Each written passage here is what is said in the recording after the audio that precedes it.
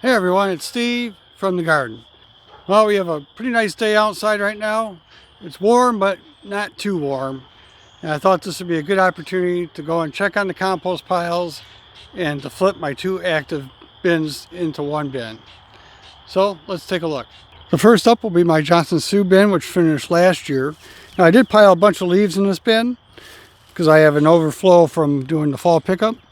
But you can see here, I covered the compost from the Johnson Sioux with plastic bags so it would stay separated from the leaves.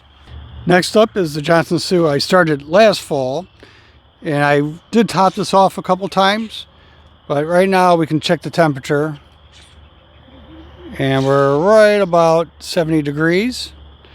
I did monitor this bin over the winter time and it really never dropped below about 40.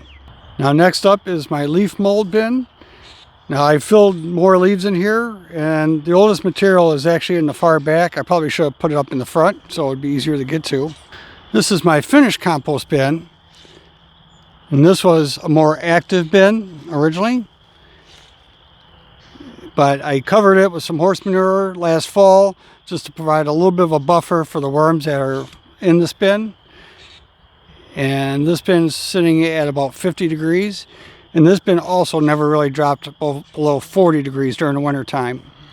And that brings us to the active bins. Now I was going to flip this over last year, but as I start moving it over, I found I had a lot of worms up on the top. So I just covered it with some horse manure and then left the part I had already flipped kind of alone. You can see I've been adding food scraps and stuff to this still over the winter time. And on this side, my onions that had started growing, I piled them in here. Now most of those were the candy onions. Candy onions are only ready for storage of 3 months, but I had more than 6 months out of them. So the ones that start growing, it'll just compost them. The plan today is to flip this bin over to here and bury all the stuff I added in so that it gets right in the center and has a chance to break down. I do see that something was eating my onions I threw out here. So they didn't get too far, but if they were eating them, it really isn't a problem because I was just going to compost them anyways. Now for anybody that does composting on a larger scale like this, having one of these hay forks was just a game changer in terms of the speed at which you can move the materials. I was using just a regular garden digging fork before, and I bet I go about twice as fast using this. Having these tines closer together makes it much better for picking up this material and then just flipping it over. Just as a review of what went into this bin, it was really a combination of horse manure, which involves a lot of stall clean out and the pine shavings that they use for the stalls, along with the fall leaves, whatever garden waste or food scraps I had from the kitchen. I found my first worm within the bin, so that tells me at least some of the worms survived the winter. This one looks like a red wiggler. There we go, this bin's all cleaned out. And it's all piled into this bin. Well, I got all that flipped over.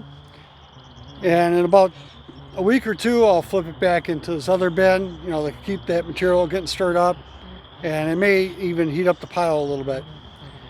There was an article on CNN this morning about gardening as a form of exercise, and flipping this bin over definitely counts as some exercise. It's not that it's real strenuous, but those of us as we get a little bit older, we don't necessarily have the strength and stamina that we used to.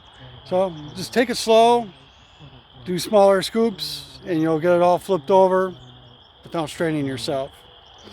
Well, thanks for coming along on my composting adventure today. Hope you enjoyed, got something out of this, and we'll see you on the next one.